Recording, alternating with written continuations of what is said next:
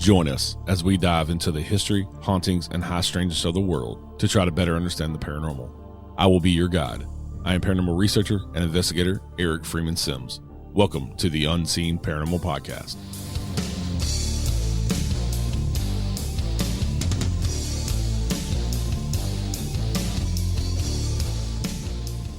Hey everybody, welcome back to the Unseen Paranormal Podcast.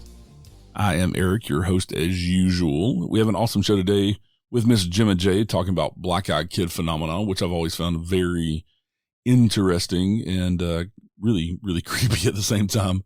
We'll get to that. And before we do, I wanted to kind of tell my story with my PTSD. I've mentioned it, but I've never really told the story that was kind of my breaking point. As y'all know, I worked in emergency medicine for a long, long time. I worked in the medical field for 20 years, and I was a first responder for around 15 years. And kind of my breaking point, I worked in the ER, and we were probably doing CPR and coding patients 4 or 5 times a shift. That was on average. That's not every day. It's just on average. And so I saw people die that I was part of the team trying to save them, on a weekly, daily basis. And adding that to the previous emergency medicine experience for 14 years and working other ERs and ambulances and things, it just kind of built up. And it's a culture of, you're not allowed to not be okay. You have to still do your job, and they don't offer any mental health help whatsoever. When I asked the head nurse in the ER and told her I was having issues, she told me that she understood, but she was sorry that they didn't offer anything to help. And that's very sad because there are so many people in that business that get burnt out. And I know so many of my friends who have quit emergency medicine in the medical field in the past 5 to 10 years, like I have, because of burnout and because of issues with PTSD and things. And my breaking point was one day I was driving to work, and I was driving from my house outside of Nashville into Nashville in about 30, 45-minute drive, depending on traffic.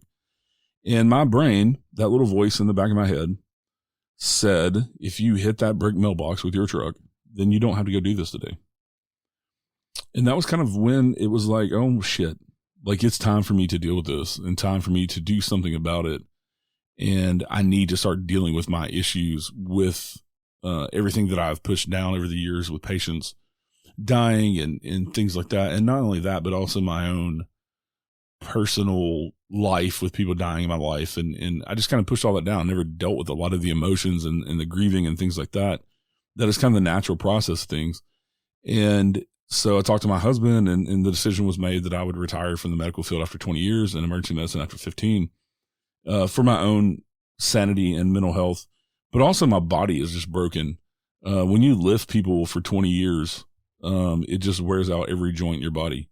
I have back issues. I have shoulder issues, knee issues, hip issues.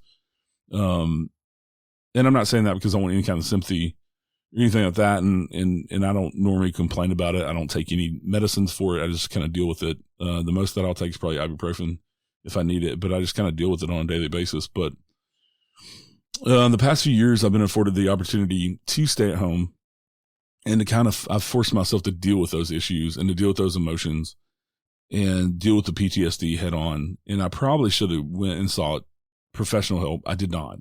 If you need professional help, please, by all means, go get it. I never was to the point where I wanted to unalive myself.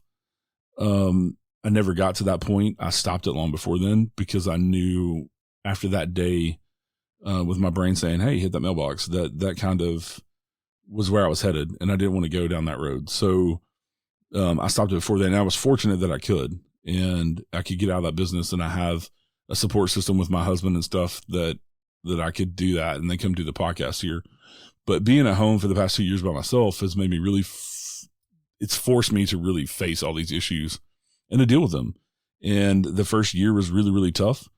And I tried to go back to the medical field, working in a doctor's office, and I had a complete anxiety attack meltdown like I've never had before. And I couldn't physically make my body get out of the car to go work in this doctor's office. And I know that sounds stupid and it sounds crazy, but that's what happened. And if you've ever had that happen, just know that you're not alone. I completely understand. And I'm sorry that you had to go through that. But that's kind of my mental health spiel for the day. Hopefully these talks are helping people. Like I said, it helps me by talking about it. And hopefully it helps y'all out there to know that you're not alone in some of the things that you feel and some of the things you've gone through. And so that's all of that for today. We got a couple of exciting things going on with the podcast that I'm really excited about. A couple of new things. One of the things is that you can support the show. So none of this is free, unfortunately. I wish it was. It is not free to do. I do make money on ads. That helps the podcast pay for itself. But equipment and software and things like that are not cheap.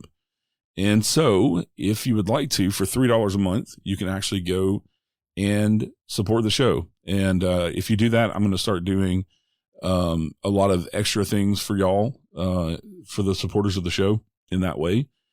And you can get episodes early. We're going to have merch giveaways and all kinds of good stuff like that.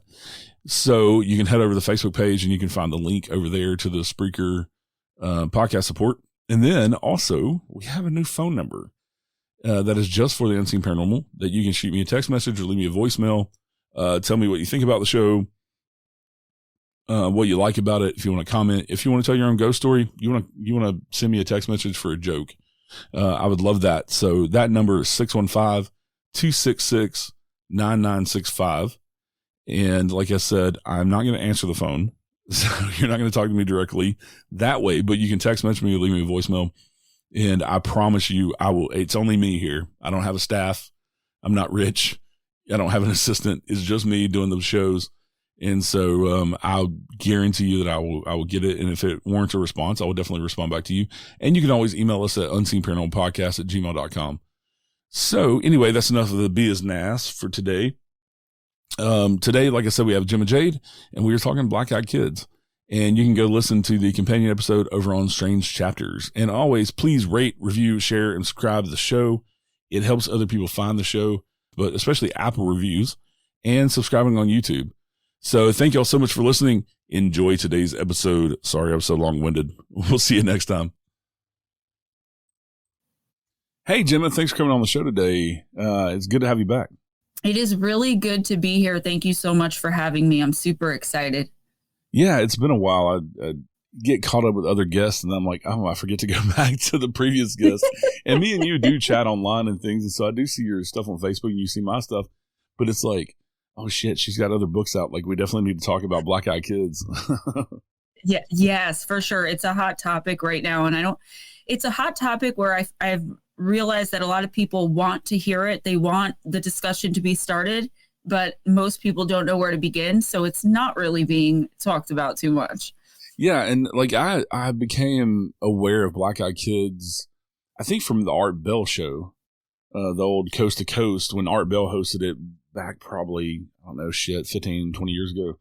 And it fascinated me. And he had this one guy on, and this is the only guy that I'd ever, for like 10 years, ever heard talk about it. And he was a former police detective who went out and collected all these Black Eyed Kids stories. And I can't think of his name, but he was a guest on Art Bell. And it blew me away. And I tried to go do research, and you couldn't find anything for the longest time about Black Eyed Kids. And then when I met Steve Stockton and had him on the show for the very first time, like 3 or 4 years ago, he had a Black Eyed Kids story. And then I started hearing more and more. So I was really excited that you have 2 Black Eyed Kids books with the collecting people's stories and talking about the phenomenon, because there's not, like you said, people are interested in, but there's not a whole lot out there about the Black Eyed Kids. There's not a whole lot out there that, even as far as encounters that are out there right now, it really took me a long time to write Danger at Your Door, which is the first book I put out. And that is the book with all of the research behind it, the legend, the lore, how far back do they go, plus encounters, opinions. I mean, that's the whole shebang in that book. Yeah. Whereas Midnight Visitors is just a companion book with nothing but encounters.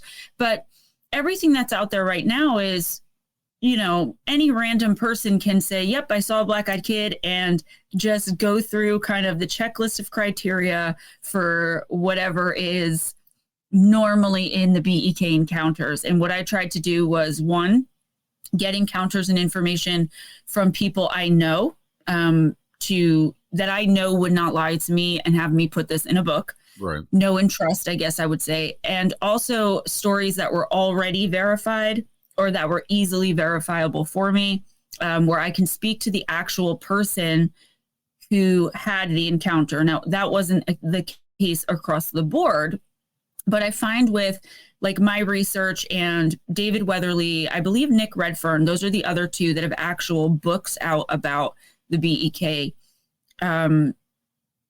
I just feel like it's a lot easier to accept the information when it comes from somebody who has put in the time, a year or two, and effort to validate the experiences instead of just going on the internet, grabbing the first 10 that you see and putting them into a book and saying, okay, these may or may not be real, but here you go. Yeah. You know? Yeah, and there's a lot of that in the paranormal, and not taking away anything from those books because the stories are interesting. But there are a lot of authors who go and collect stories on Reddit and things that they can't necessarily vet, like you're saying. Yes. And so I think that's great that you vetted these stories the best you could, to prove that these are real stories of black-eyed kids. Yeah, I took a lot of time on that. And again, I can never be 100% sure, and right. I can never vet every single story. But that's one of the things I really took pride in was the book was even delayed a little bit because I really wanted to make sure that I was putting out the most accurate information possible, because these things have fascinated me too. In 2011, or maybe no, 2013, I can tell you, I was flicking through the channels and I happened to see Brian Bethel's story, which a lot of people think is the first story, but it's actually not. It's the first widely known popular story of the internet age. And I became obsessed from the second that I saw that encounter on that show. And I don't think there's been much time that's passed in the last 11 years that I haven't thought about them, looked something up about them. So it only made sense that I would naturally write a book about them. And I think a lot of people feel that way because it's really scary. It's not even just creepy. It's very, very scary because there are so many unknowns. Yeah. Yeah. And so for anybody listening that doesn't know, what actually is a black-eyed kid? So the black-eyed kids they're actually still defined as an urban legend, but I hope to prove in Danger at Your Door that that's not what they are. But they are children, usually between the ages of, I would say the youngest would be like 5 years old to the age of 16 or 17, male or female looking, that come and knock at your door in groups of 2s or 3s. Sometimes there's only one. It's usually late at night, but sometimes it happens during the day, but usually it's late at night when you're home alone or when you're with someone who's sleeping, and the other party will not be able to be woken during the experience. They're very mechanical. They will ask through your door if they can come in and use your phone. They will try to tell you that they're lost. The smaller one will usually start very mechanically crying, and then you're overwhelmed even before you open the door or get to the door with this primal fear and dread. If you have pets, the pets will start going crazy before the knock even happens. And they've never, as far as I know, have rung a doorbell, which is strange in this day and age. They're also not picked up usually on Ring doorbell cameras and things like that.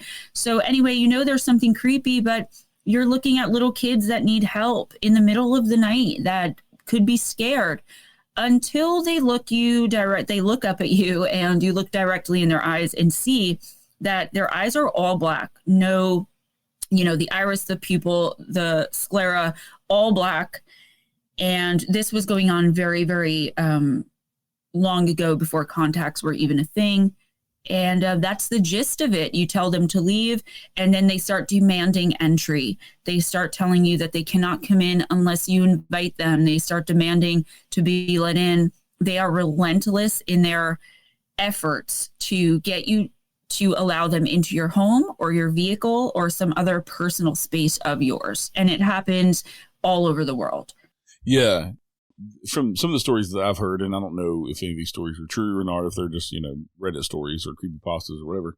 But the stories I've heard is that the people that do let them in, bad things tend to happen after they are let in the vehicle or in the house or whatever. Like bad things tend to happen. Yes, there is.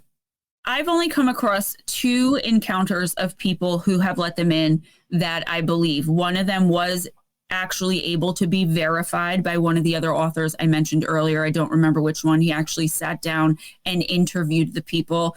And the other one is just a widely believed encounter that is widely believed to be true. And it's mainly bizarre sicknesses where people are getting brain tumors, they're getting cancer, they're in the one case, and when I talk about encounters later, we can talk a little bit more about this, but the sicknesses will start to change. So it'll look like you have, say, the measles, and the doctors will start treating measles, and then suddenly you have something with your kidneys, and they'll start treating that, and then suddenly you have, it just goes on and on until finally you're not sick anymore, 2 years later, but you spent 2 years of your life infirmed with nobody knowing what's going on. I am 100% sure, and I can say this, very boldly, that I am 100% sure that regardless of if I know exactly what they are or not, they are energetic feeders above all else. They are there to feed on our fear energy, much like the shadow entities or the Hat Man. Yeah, and people also report that they feel compelled or almost their own body's taken over to like open the door to let them in or to invite them in. And these people will talk about overcoming kind of that feeling of being kind of mind controlled. Yes, it's not anything really overwhelming like you see with a lot of other entities that are said to be able to take control of the mind, like maybe the MIB, where they sometimes do it. It's very forceful, where you don't stand a chance of breaking out of it. I can't really think of another entity off the top of my head, but it happens so much.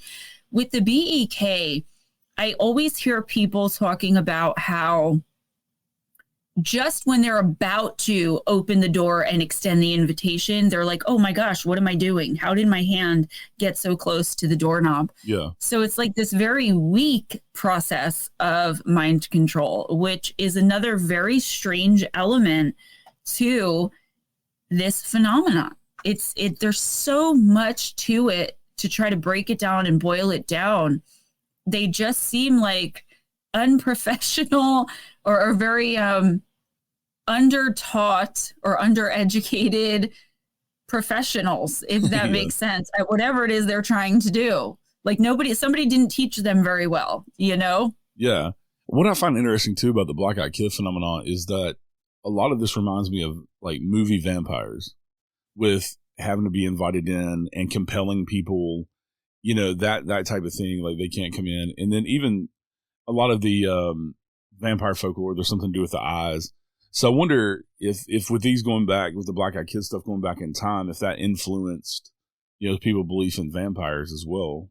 There could be a connection there. I do talk a little bit in Danger at Your Door about how it reminds me of vampires as well, the vampire legends and lore, just in the ways that you said, but also because they are feeding. Yeah. They're just not feeding off of our blood essence. They're feeding off of our energetic life force. So did the vampires that we know and somewhat love today, is that where the legend began? Only they had to make it a little bit more to kind of build up the legend, so they feed off of blood instead of energy. Who understood energy when people started talking about vampires in the late 17 to early 1800s, right? Yeah. So what could they be feeding off of? What is our essence? Our blood. It's our life force. Yeah, yeah. Yeah, and that's just one connection. Another thing that I'd never heard of that I read in the book was white-eyed kids. Never heard any of those stories, yeah. And I was like, what? That's black-eyed kids are creepy enough now. Now there's white-eyed kids too. Yeah. I kind of made the joke that maybe the black-eyed kids knew we were on to them. So they're like, okay, we're going to change it now. We're going to get it right. And then they ended up as white-eyed kids. But I said that facetiously. The white-eyed kids, so if you look them up online and you just look up the general knowledge, kind of like Wikipedia, or something like that, it will tell you that they're basically the black-eyed kids, but with white eyes. And that is not true.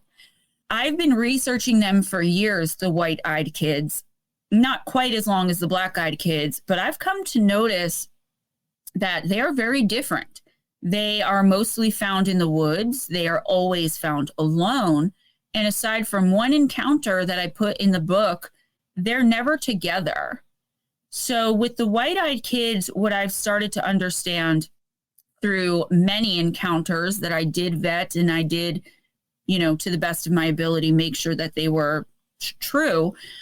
People are running into them in the woods, and the white-eyed kids are normally more of like a teenager. So between the ages of 13 and 17, possibly a little older to where you might say they're an adult, but not quite. And they're having conversations, and they remember having the conversation, but then they're missing a couple of hours time, and they never end up remembering what the conversation was or where they were in that time. It's like they're trancing, the white-eyed kids are trancing people to go and do something or to come with them. Maybe they're some form of extraterrestrial looking to abduct. I really, really don't have enough information on the white-eyed kids, which is why there was only a short chapter. Yeah. But I've been researching, and I noticed there are a lot of differences. They're not knocking on your door. And the one encounter I put in that book with where the black-eyed kids and white-eyed kids kind of combined, I was shocked to have found that. But it was verified by either Nick Redfern or David Weatherly, because I did see it in one of their books. Yeah. It's interesting. Like you said, maybe they're changing tactics. Maybe people won't be as afraid of the white eyes as the black eyes. But just kids, like in general, these kids are out in the middle of the night, like you said, or in the middle of the woods, or in situations where you wouldn't see these young kids, just out of nowhere. There's never any adults around. And most of the time they're asking, well, a lot of the stories I've heard, they're asking, can I come in and call my mom to come get me, or my parents to come get me? Yes. They're trying to play into those type of tropes with women and things, and trying to get them, that motherly instinct of, oh, I'm a helpless little kid. Can you help me by getting my mom? We're lost in the woods, type thing. Yeah. Yeah. Playing on the heartstrings of our humanity. Yeah. Thinking that even regardless of the black eyes, we're going to feel bad for a little kid.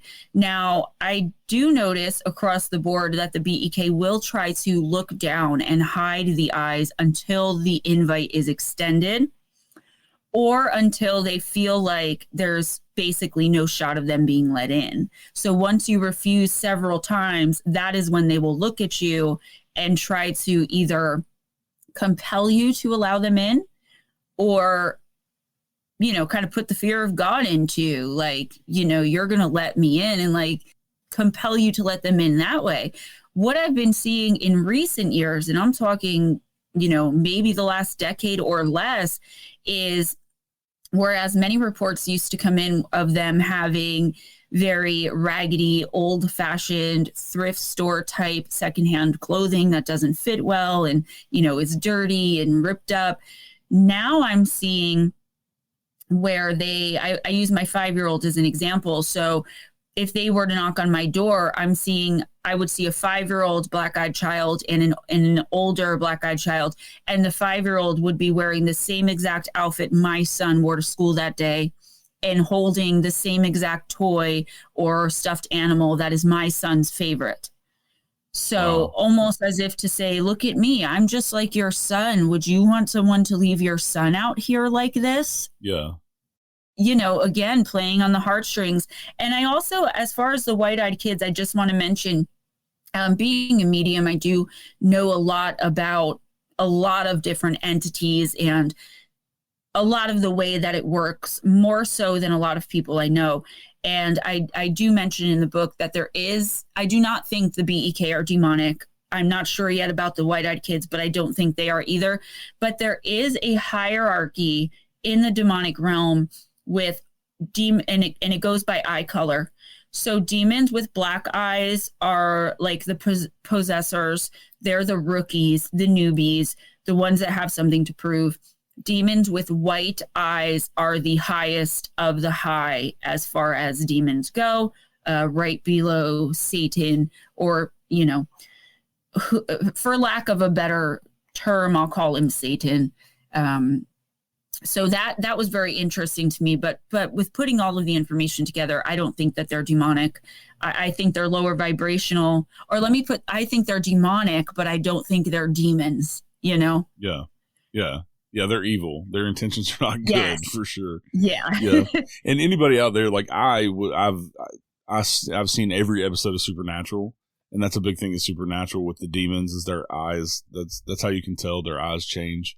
And they are. I've never seen it, but the mythology is dead on Supernatural.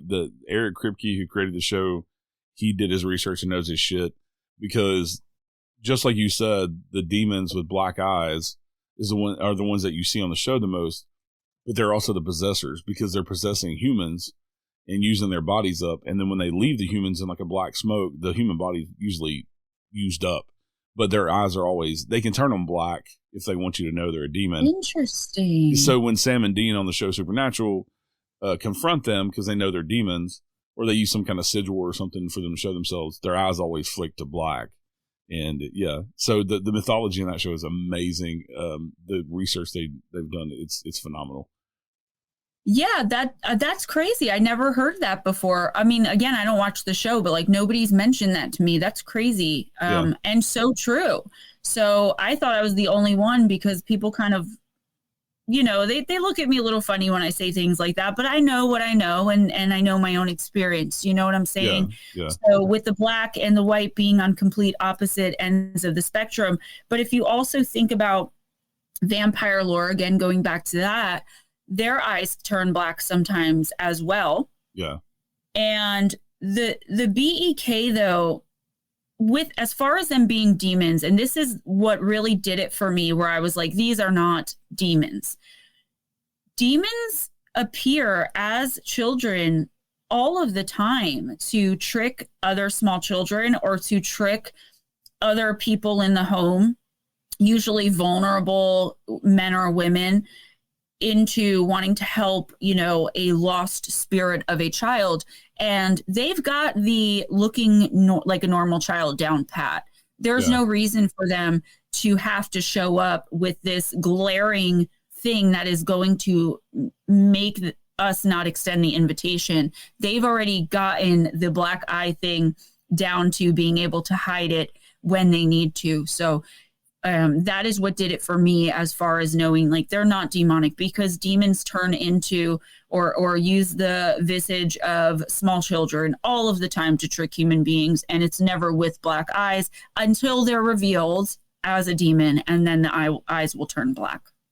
Yeah. Yeah. And it seems like the stories that you hear of the demonic stories that you hear, they also come across as very human, not weirdly like black-eyed kids do. Black-eyed kids seem very awkward, and they're acting as human, but their acting is not so great. Yeah. Very robotic. That's what I'm saying. Whoever put them here, whatever reason they're here, somebody did a very bad job. And that, or something, I guess I should say, that leads me, there are so many theories, and I have not really settled on one that I think, okay, this is what the BEK phenomenon is. But I do lean towards them being either interdimensional. Yeah. There are a lot of cases coming up of there being popping noises, very loud popping noises right before someone has their encounter. Whereas like they're looking out the window, like, what was that? And then something's knocking on their door. So there's that. Or I believe that they are some sort of extraterrestrial human hybrid gone wrong. So I was thinking, okay, maybe they're a lower vibrational extraterrestrial race who are breeding these hybrids and sending them to go and visit their human parent who's completely unknowing, like unwitting that they're the parent. Or they are hybrids gone wrong, meaning they've gone bad spiritually or gone sour and south. And the extraterrestrials were like, you know what? Drop them off on Earth and let them fend for themselves. Because now I'm seeing more and more the BEK are approaching people in the wilderness now. So now it's like, did this have something to do with the missing 411? And this, again, is only in the last 5 years or so where I've been getting reports report after report after report of people saying, I ran into a BEK in the woods. And they insisted that we go to my, red Ford pickup truck. How did they know what vehicle I was in? Yeah. So there's some sort of supernatural, that's for sure, but they're very mechanical. They're very robotic. They're saying things like, can we use your telegraph? They're asking if it's food time. They're asking for ketchup to put on their apples. It's just bizarre. Yeah. Yeah. Things that just don't make any sense or add up. Yeah. And I think this may be a David Weatherly story. Either David Weatherly or Nick Redfern, but one of the famous stories that I've heard was a lady. She left her son in the car to go into the grocery store, and when she came out, she looked in the rearview mirror, and there's this black-eyed kid in the back seat with her kid, and her kid had invited the black-eyed kid into the car. She snatches the kid out of the car really quickly because it scares the shit out of her. They run. She calls her husband and tells him about it. And then I think the husband comes and gets them, or has a really bad wreck on the way to get them. And something bad happens, and they end up being sick for a long time, like you were talking about. And then the illness kind of goes away, but they had like a string of bad luck after this incident. It's so funny because when I said there are 2 stories that I know of people letting them in, and one of them was verified and vetted by either David Weatherly or Nick Redfern, and both of them are in my book, that is the one I was specifically talking about. I was just on the Paranormal 60 with Dave Schrader last night, and I discussed this encounter. So the kid was about, an older kid, so maybe like 9 or 10 years old. The mother just wanted to run into the little corner grocery store, the bodega. Most people know what they are. So she left the car running. She left the kid in the car. She grabbed like milk and eggs, whatever, bread, and she runs back out on autopilot. If you have kids, like we've all done this, right? Especially moms that are in a hurry. So as she's adjusting the rearview mirror, she sees a black-eyed kid about the same age as her son, but very pale, sickly looking, tattered clothing, big black eyes, staring directly into the rearview mirror, into her eyes, with a smirk on its face and its arm around her son. The woman said she jumped out of that car so quick, ripped her son out of the passenger seat, ran into the store. She was so overwhelmed and terrified that the clerk, it was someone she knew because she had stopped in there all the time and ran in to grab a couple things, and she had spent time talking to him. He thought she was being robbed or that someone was trying to steal her car. So he ran out into the parking lot within a second or two of her running back in. There was no one out there. He wanted to call the police. She felt like if the police came, they weren't going to believe her, or they were going to be like, this lady's crazy. So she said, no, listen, we know each other. Just let me call my husband. So she calms down a little bit. She calls her husband in hysterics. She says, listen, I'm not explaining now over the phone. I will explain when we get home. Please come drive my car home. I'm not getting back in that car. I will take our son and drive in your car. He says, okay, this is strange, and you are going to need to explain this, but I'll be right there. So she waits inside with the guy behind the counter, and her husband gets there a few minutes later. The mother takes the husband's car with the kid, and they drive home. The husband does not make it home. He does get into a car wreck. He said the last thing he remembered was being very dizzy and a very foul stench, which is sometimes associated with the BEK. Not always, but sometimes. And he ended up being okay. He had a minor concussion. He was in the hospital, maybe some broken bones, but he was all right. The boy was sick for either a year or 18 months. And it was that same thing. The doctor said it's measles. They treated measles. Oh, it's not measles. Now it's Crohn's disease. Oh, it's not Crohn's disease. Now it's a tumor. Wait, it's not a tumor. This went on and on and on until finally the parents said, you know what? We're bringing him into the church and we're having them pray over him. And after one prayer session of the whole congregation praying over this boy, he was better and he was never sick again. And I believe they energetically feed, but they're taking our essence. They're taking, I don't want to say our soul, because I don't believe any creature or entity has the ability to take our soul, but they're taking something very vital to us, our life force. They've got to be taking energy from somewhere that is so vital that it doesn't become depleted. And I don't know what they're doing with it. I don't know if they're feeding off of it or if they're bringing it somewhere. I don't know. But I do know that when I've spoken to people who have told me they've encountered them, and Dave Schrader and I were talking about this last night as well, it's almost like the person goes into a trance and ends up back in that moment, literally, as they tell you their story. They're shaking, they're sweating, they're crying, they're not looking at you. Their eyes are glazed over, they're unblinking.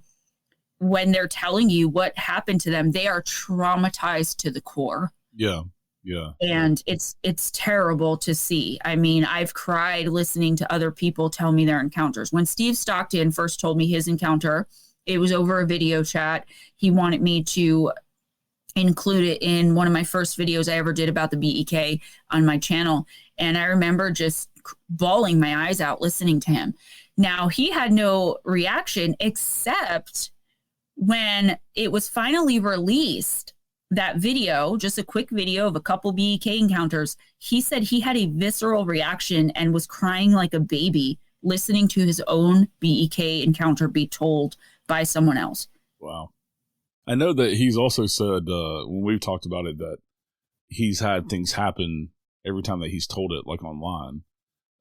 One time, I think his daughter was living with him, and there's like a scream that just came through, like, sounded like it came through the front door and went out the back door.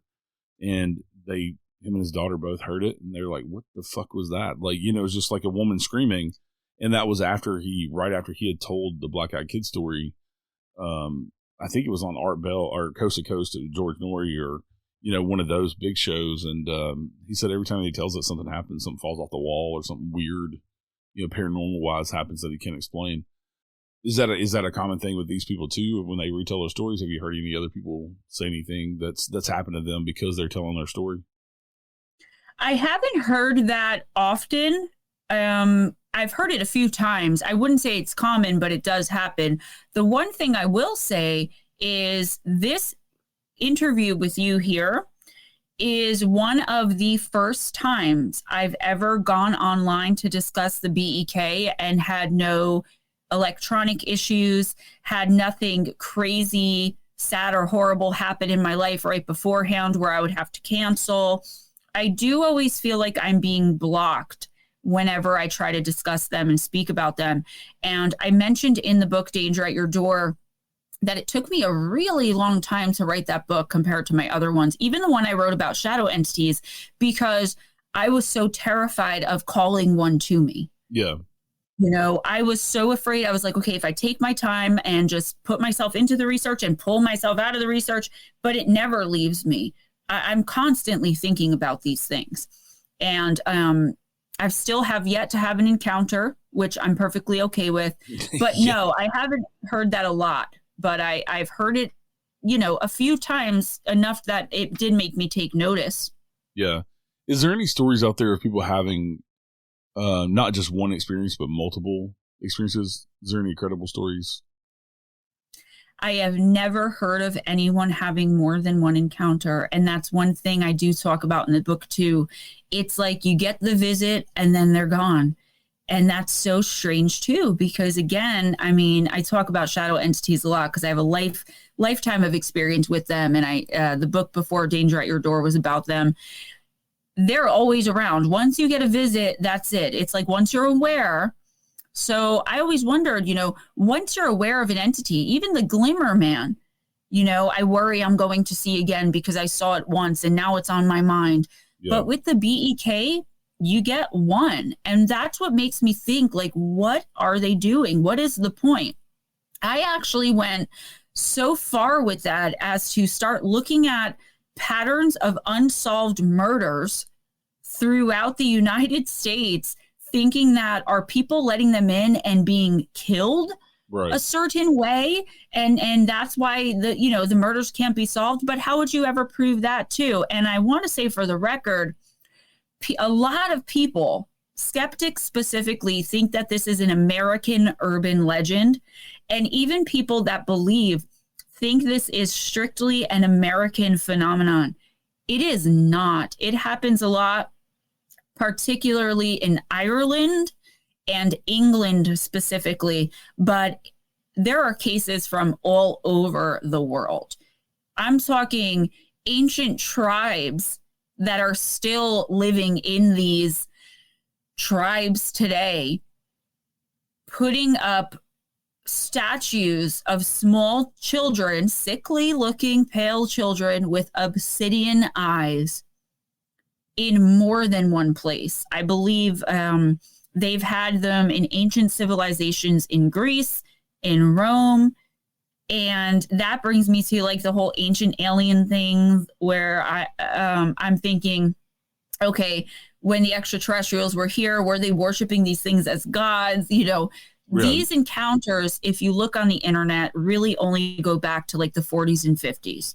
Okay. But if you look at legends from native tribes, you will find legends of these small, pale, black-eyed children, and sometimes adults as well. Black-eyed adults are becoming more and more common nowadays. And what are the differences between the children and the adults? Are the adults, they seem more polished, or are they just as awkward as the kids? The adults just as awkward as the kids. The adults aren't really knocking on doors. The adults are, you know, the ones that will approach you in a dark alley. The adults are the ones that you'll see in a group of 5 following you down the street in the dark. The adults are, you will see one encounter with someone who saw, and this was in like the 60s or 70s, so contacts really were not, you know, were not available. Right. If they were very expensive. And by adult, I mean like, you know, early 20s to maybe early 30s. Yeah. Although I have seen like elderly black-eyed encounters as well. So they're riding the bus, and one encounter, the black-eyed person was eating a cigar, like chewing it and swallowing it, like eating it, like gum. Yeah. And it was, again, in the 60s or 70s. So contacts really were not, you know, a thing. And when I was speaking to Dave Schrader last night, he said that there's a very famous picture of a little girl who, from back in the day, maybe like the 40s or 50s, it's a famous picture and I've never seen it, but where she's holding on to like a tree branch and they're trying to save her. It's a photo that was snapped of something that actually happened. And they did manage to save her from drowning, but she had been in the water for so long, she did die a day or two later. Her eyes had turned black. Oh, wow. So people will ask me, well, isn't there something medical that could bring this on? I know there is something, but it's so rare. It would affect like 2 people in the world at a time. At this point, it's like, yes, it's possible it could happen, but it never does happen. Do you know what I mean? It's like a theoretical thing that could happen under this specific set of circumstances. So no, there are not things like that people are just walking around normal with black eyes. And the adults are just as awkward, but they are a lot more aggressive. Yeah, and myself coming from a medical background of 20 years, I've never heard of anything medically, without it being some rare condition like you're saying, that would turn somebody's eyes completely white or black. Right. There are things that would turn your eyes white, like solid white. Mm-hmm. There's a lot more things that would do that versus black, because like even people with albino people that have albinism, their eyes tend to be almost completely white because their pupils are so lightly colored because they lack the pigment in their skin and in their hair and everything, that some of their eyes can almost appear completely white because they don't have any color in their iris at all. And so even people with blue eyes, because blue eyes are a lack of pigment, people think that's a color of eye. It's not. Their eyes will change color depending on what environment they're in. So when you see these people take pictures and their eyes are like really blue, they tend to be outside where there's a really blue sky, and that's the light that's reflecting out of their eyes. So funny. Yeah, it's not. It's a lack of pigment. My dad has eyes like that. His eyes do change depending on where we are, what we're doing, and the time of year it is. Sometimes they're green, sometimes they're hazel, sometimes they're this beautiful blue. So, but without albinism, and I hope I said that right. Yeah. with the white-eyed kids, it's not like they do have pale skin, but they don't look sickly like the BEK. They don't speak as mechanically, but they speak very confidently and very old-fashioned like, and they are also known to have black or blonde hair, mainly black. So I know with albinos, it's a lack of pigment, period.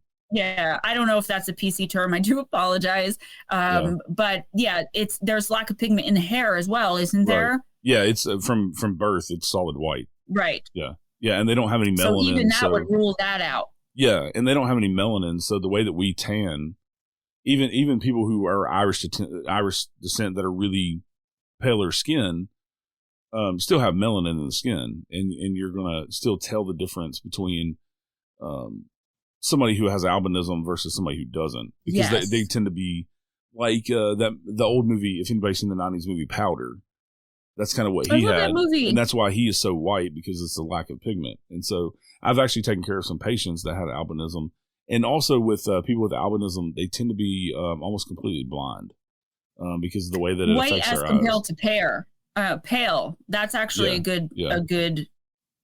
I can't think of the word, but yeah, that's a good way of saying it. White as compared to pale. Yeah, and there is a difference. There's a big difference. Yeah, like I said, in albinos, albinism tends to make those people almost completely blind as well. They have a lot of eye issues and things because of the way the genetics are. Mm-hmm. But that would be the only thing medically that I could see that would change the eye to make it look completely white. I seriously, other than people get tattoo in their eyes nowadays or contacts, I don't really know anything medically that would make your eye completely black, the sclera and all that black. Now, I have seen drug addicts that I've taken care of who have overdosed or who are just insanely on an insane amount of heroin or something. Their pupils are so blown wide open that you can't see the color of their iris. The iris is so open because of the drugs that the middle of their eye looks completely black, but they still have the whites on both sides. Yeah. Well, and heroin actually dilates the pupil, but I know what you're saying. I was just picturing it in my head, and I was like, yeah, that is, I just don't see, even with contacts, okay, where, they're still pretty expensive to be buying for who's putting them on their 3-year-old child. Right. First of all, they're very painful because I have tried to wear them. They're extremely painful to wear, the all black or any contact. Like I had a pair of Pittsburgh Steeler contacts, okay, to go with my tattoo, and it had to cover the entire eye, just the way they were, because there was black on the sides, and then it had the Steelers emblem where the brown in my eye would be. They're so painful. So to be walking around terrorizing people, like I was in so much pain for the less than a minute I was wearing them. It was like, oh, no. And then my eyes were red for days. So I don't understand how people at this point can still be saying, it's just kids playing pranks. I understood it a little bit when I started thinking, okay, well, the encounters do only go back to the 1940s. And if you're just looking at what's more quote unquote modern, you're looking at Brian Bethel's account in the movie theater parking lot or whatever, which is the first widespread account because it was the first one to be put on a vlog or a blog. But if you look into this, like I said, it goes back to, I want to say, the beginning of time. There's something... I believe there's something ancient involved. I don't believe the BEK themselves are an ancient being, but I believe they are being overseen by something interdimensional or extraterrestrial. Now, if they're interdimensional, maybe they are autonomous with themselves, and they just come from somewhere where that's where they're from. And they visit here to energetically feed.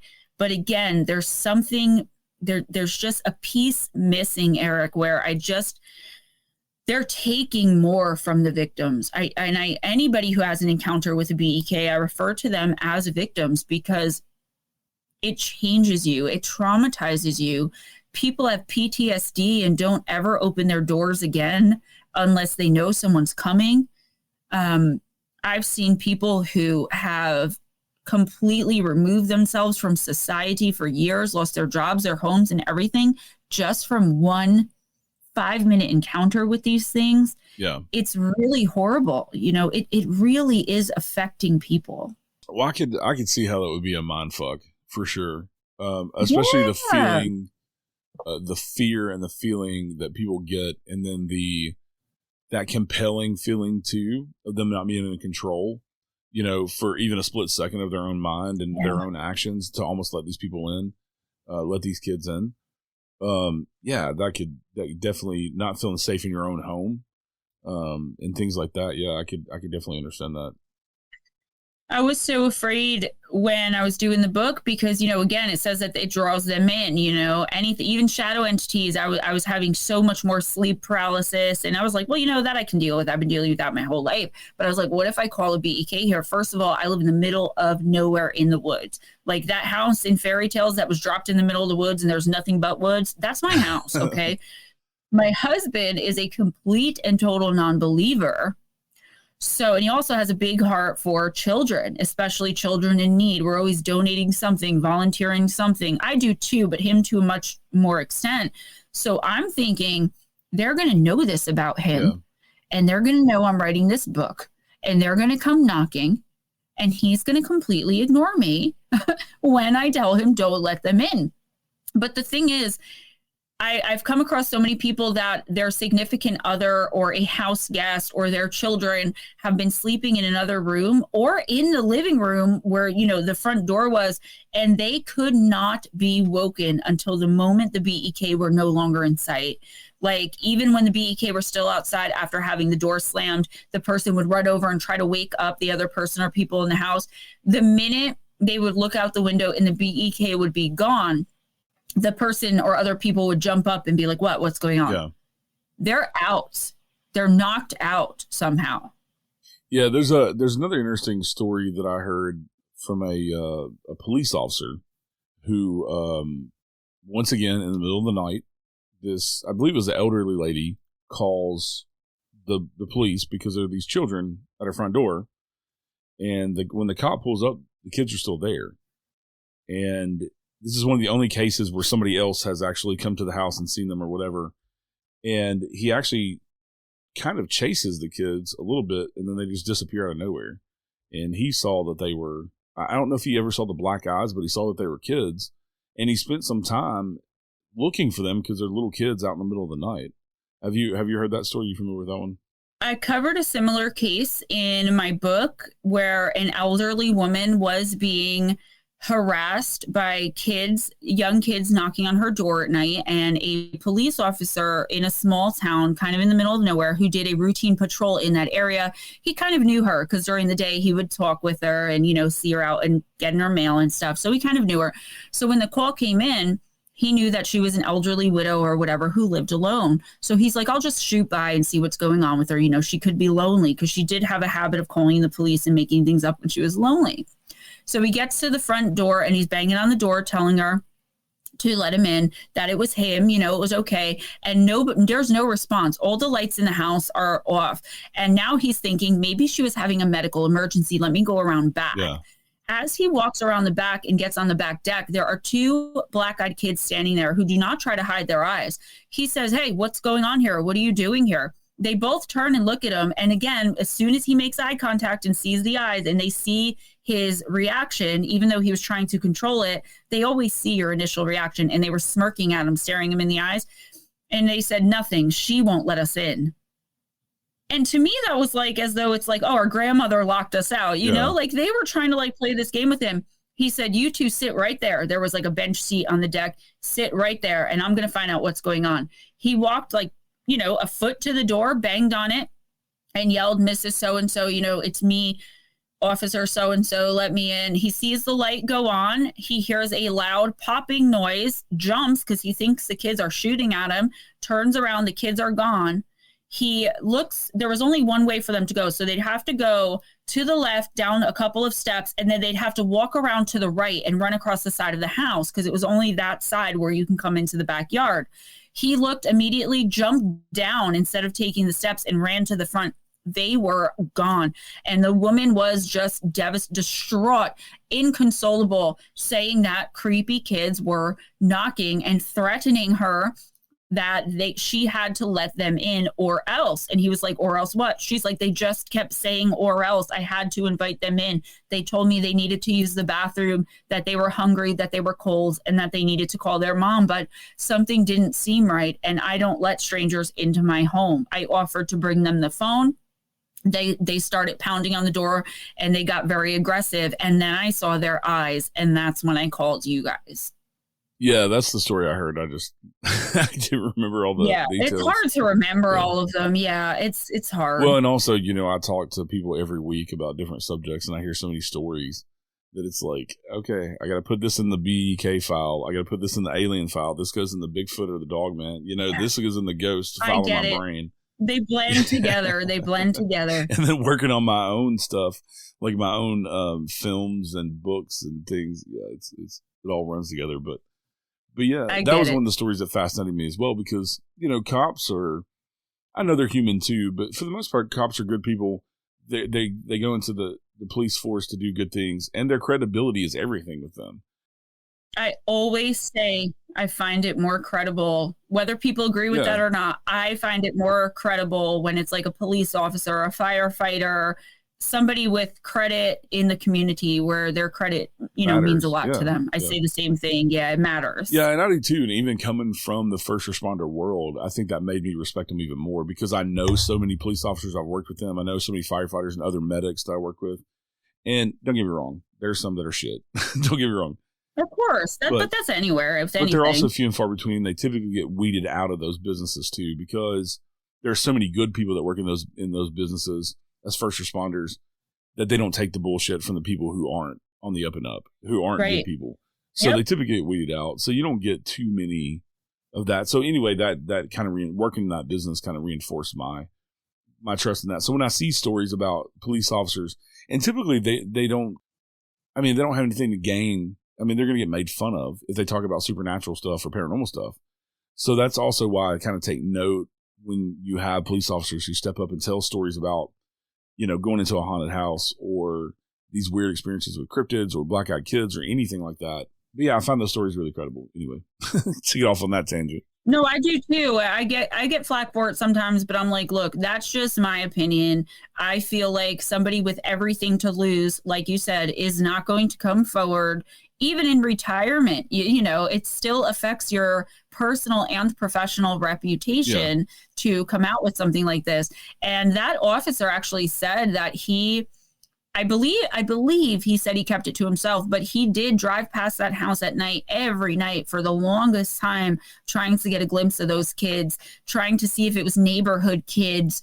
But he said, just like everyone else who experiences these children says, there's this primal fear and dread that you're just looking at two kids, even if their eyes are creepy looking, but this fear, this voice in the back of your head saying, get away from them, get away from them, close the door, run. A police officer wanting to run from two kids that are harassing an old lady. When does that happen? Right, and it makes it, I agree with you 100%. And I enjoy those stories that much more because I just believe them. Yeah. The thing about the black-eyed kid stuff is the reason I don't want to get too deep into the stories is because there's so many similarities between the stories that I just wanted to pick a few that were different, like with the police officer and with the lady in the car and her kid. Because they're all very, very similar, most of them, to where you have these kids knocking on the door, and people describe a lot of the same feelings and things, and kind of check off the boxes like you were saying in the beginning. And so that's why it's kind of hard to vet these stories because they are so similar from what a lot of people say they're experiencing. There's a formula, for sure. And I often wonder if that's, done on purpose to make it so that it is harder to decide if something's true or if it isn't, They do everything so specifically in such a specific way that imitational stories are, a dime a dozen. And again, that's why I like to get the information from someone I could at least have a video chat with, because it's not that I'm like a human lie detector or anything like this, but there is just something that happens. And I've heard it being described as akin to when someone's remembering a time in like war, when they're remembering things they had to do in war and what they went through. Somebody recently told me that their grandfather or great grandfather was in one of the wars, World War II or something. And whenever he would talk about it, which was very rarely, he would have all the same symptoms and the same way of being as the people who recount their experiences with the BEK. Wow. Yeah, with the PTSD and things. Yeah. Yes. It's fascinating topic and a crazy phenomena going on. And I'm with you. I think it's more than just a urban legend. I think there's way too much to it than an urban legend. Urban legends also seem to be, when they spread like across the country, you have different spots that claim them as being their own. For example, the kids pushing the car over the railroad tracks if it stalls on the railroad tracks. Well, you've got, San Antonio. That's a big famous story in San Antonio on one of the railroad tracks. Well, then you might hear it in St. Louis, Missouri, and they claim it. And the Black Eyed Kids has never come across as one of those stories to me. And like you said, there's in Ireland and England and other places, there's also many reports of the same. There's no point of origin. Yeah. And that we can point to. Right. And you typically, like with many of the urban legends, like the razor blades and candy and things like that, that traces back to the 70s when a dad was trying to kill his own kids or some shit, that was. He did, with pixie sticks. Yeah, that was actually a case. And then, like the thing with Tylenol, somebody poisoned Tylenol. Well, it was only at this one store where the Tylenol were sold with the poison in it, but then it becomes pervasive and we end up getting safety labels and all these other things, which are good things and childproof stuff. But yeah, like we're saying, there's always an origin for it. So whereas there's not one for the Black Eyed Kids. You can't pinpoint one place where this started. And a lot of people will, like I said, they do point to Brian Bethel's encounter, which I saw in Monsters and Mysteries in America episode called The Badlands. And a lot of people will say, no, that started with that journalist from Abilene, Texas. And I'll say, no, that is just where it was brought to the internet in like 1996 or 1997. If you look for far enough back, you will find encounters, just straight up encounters, not even looking at ancient civilizations and tribes throughout, the centuries. You will find encounters dating as far back as the 40s. Yeah. Of people finally coming forward and saying, oh, my grandparents told me this story, or, I experienced this with a BEK in, the 70s. It's just like people coming, feeling more comfortable coming forward with it now. And I brought up the Glimmer Man earlier. I don't believe the Glimmer Man is a new phenomenon. I believe it's ancient and probably has been here for a really long time. Yeah. It's so much easier for us to share the information now with sites like Reddit, with podcasts like yours, with channels like mine. And it's just now we're able to come together with the information. I don't believe the person who, and of course I can't prove this, but I don't believe personally the person who made the Predator movie just got it right somehow. Yeah. Just managed to come up with this in the imagination. I believe someone involved with that movie saw one of those things. Yeah. I also don't believe the government gave away a secret. I believe they saw it and they didn't know what to do with it. They couldn't say that they had the experience. So they were very creative and turned it into a movie. That's how the Predator got the Glimmerman entity right. Yeah. And the Beast of Bray Road didn't start the Dogman phenomena. It just brought the Dogman phenomena to pop culture. Right. And made the Dogman phenomena more well known throughout the paranormal and through, people telling their stories on TV and things.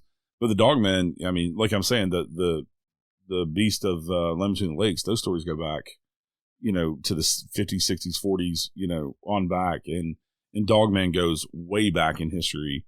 Where do we get werewolves from, for one, and two, and like all that folklore. But it just, you have those certain stories, like you're saying with the reporter bringing his Black Eyed Kid story to the forefront. It also brings out other people to tell their stories and say, yeah, I had these experiences. Because you don't feel so crazy knowing that, it kind of validates it for people. The Mothman got all of the attention with the, what was it, Point Pleasant, West Virginia, the Silver Bridge disaster. But if you actually research and do, some good research into the Mothman, that is another ancient being that's been here for centuries. Yeah. Travelers and explorers all over the world, even the men, they used to keep journals and write about things like seeing unicorns, running into vampires, encounters with black-eyed kids. And the Mothman featured greatly in a lot of the journals to the so-called New World. At the time, our country, what it is now, was being discovered. Yeah, and you can even look at with something like Mothman, even maybe back to Native Americans, especially in my part of the country, talking about Thunderbirds. And there's even a local legend just north of Nashville, where I live, about a pterodactyl-looking creature that people have seen as recently as 2014 flying above this highway, and they described it as a dinosaur-looking creature. Many people have seen this. So a lot of these legends, and like the Dogman thing, like I was talking about, you can go back to the 1600s with the Shawnee living in this area and warning French hunters about dogmen, and they're very matter of fact about, we don't go in these woods because that's the dogman's territory.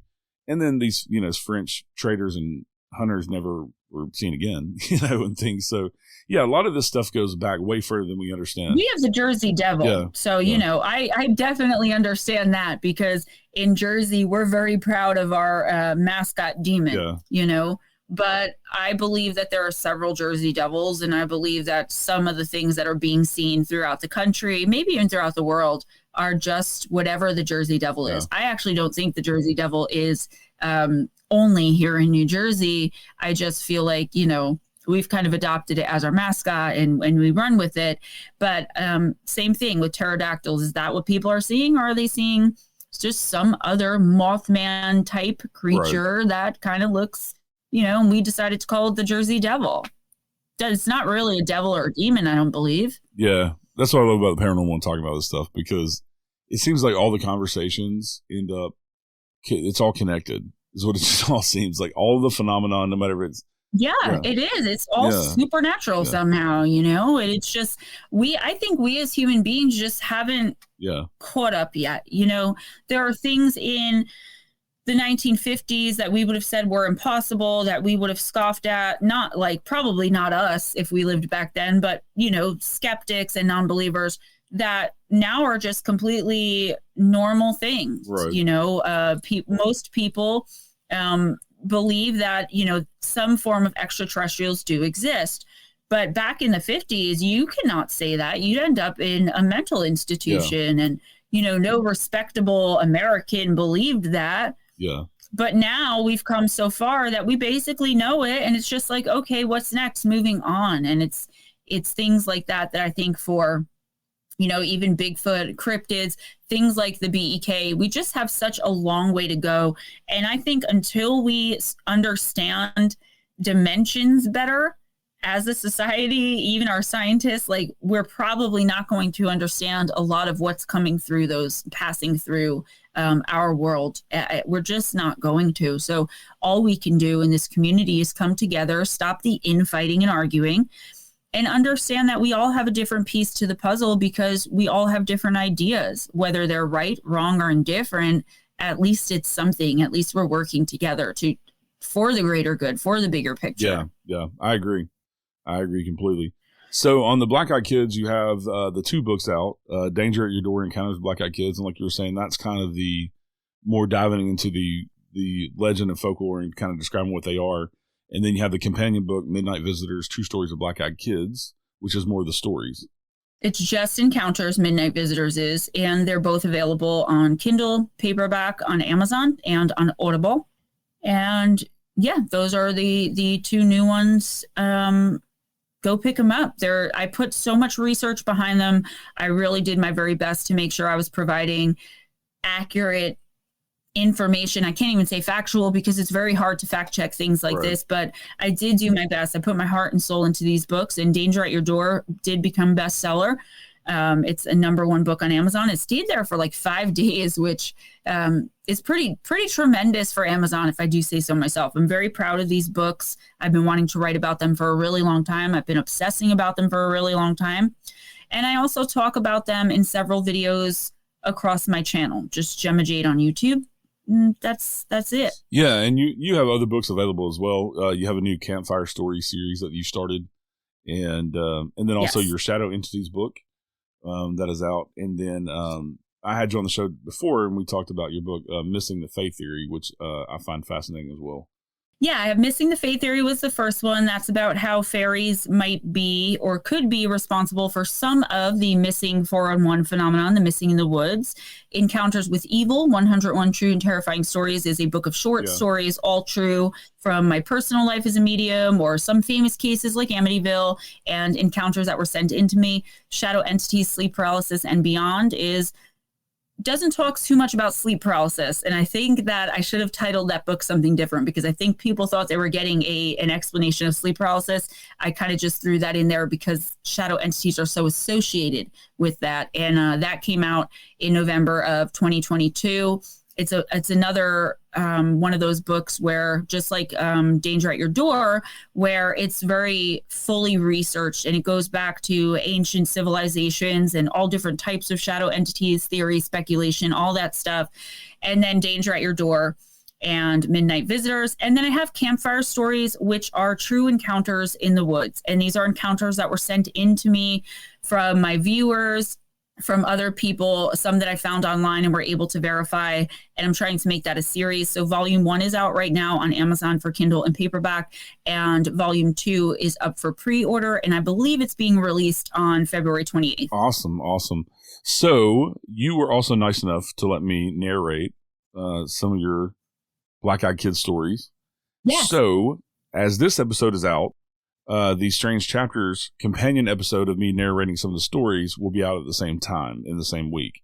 So I wanted to time that right, since I knew you were going to come on the show and talk about the books. And so people can actually go listen to some more stories on my other podcast, Strange Chapters. And I picked 3 pretty cool stories, I think, that highlight the differences in encounters with the Black Eyed Kids. But I appreciate you letting me do that as well. Of course, I can't wait. And of course, yeah. All right, Gemma, thank you so much for coming back on today. It's a pleasure as always. And people can go back and listen to us talking about your Missing the Faith Theory book. And then also I had you and Steve on talking about the 101 Encounters with Evil. And they go back and listen to those episodes as well. But thank you again for coming on. It's always a pleasure. Thank you so much. And I can't wait to hear you narrate the stories. So yeah. I'm having a blast with Strange Chapters. So all right, everybody, y'all stay safe out there. We'll see you next time. Thank you for listening to The Unseen Paranormal. Join me next Wednesday with a brand new guest. And please rate, review, share, and subscribe on Apple, Spotify, or wherever you're listening right now. This helps more people discover the show. You can connect with me over on Facebook, Instagram, Twitter, or join us in the Unseen Paranormal Lounge group on Facebook. Until next time, remember, some of the scariest things are unseen. You have come to the end of the line. Whoa. I can feel you as you pass the other side, as if I even lied.